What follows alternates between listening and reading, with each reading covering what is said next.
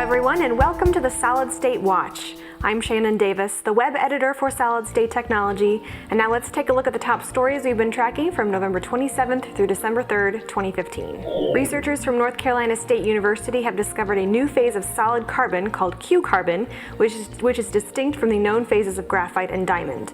They've also developed a technique for using Q-carbon to make diamond-related structures at room temperature and at ambient atmospheric pressure in the air.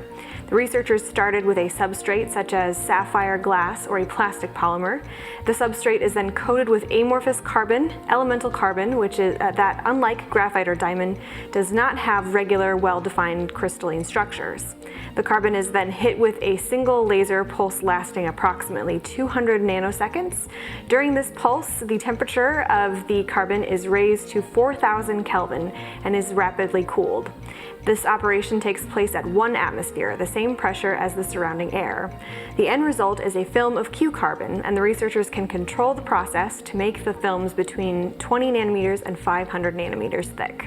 2015 could end up being only the second year after 2010 in which IDM semiconductor suppliers outpaced the fabless semiconductor suppliers with regard to year-over-year growth, according to data collected by IC Insights.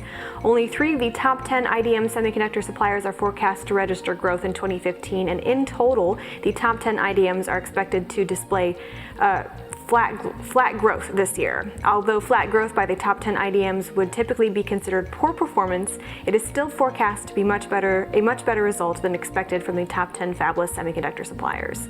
The top 10 fabless semiconductor suppliers are forecast to register a 5% decline in sales this year, 5 points worse than the top 10 IDMs. Advanced packaging will reach 44% of packaging services and a revenue of $30 billion by 2020, according to Yole's new report, The Status of the Advanced Packaging Industry 2015 edition.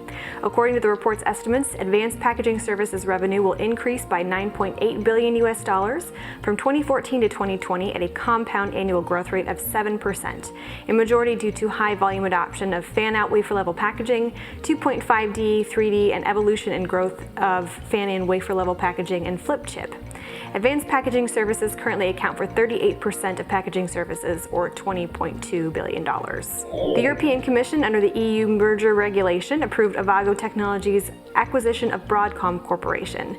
This deal was valued at $37 billion in stock and cash and will create a new company valued at $77 billion. The newly merged Avago Broadcom will dominate the market, commanding 40% of the wired communications IC market, excluding memory. Revenues for this category in 2014 were more than 5 times larger than the next largest supplier, Intel. The merged company will boost its share of the wireless communications IC market by nearly 8%, ranking 4th behind Qualcomm, Samsung, and MediaTek. For more industry headlines during the week, be sure to follow us on Twitter or like us on Facebook. For Solid State Technology Magazine, I'm Shannon Davis. Thanks for watching, and we'll see you next week.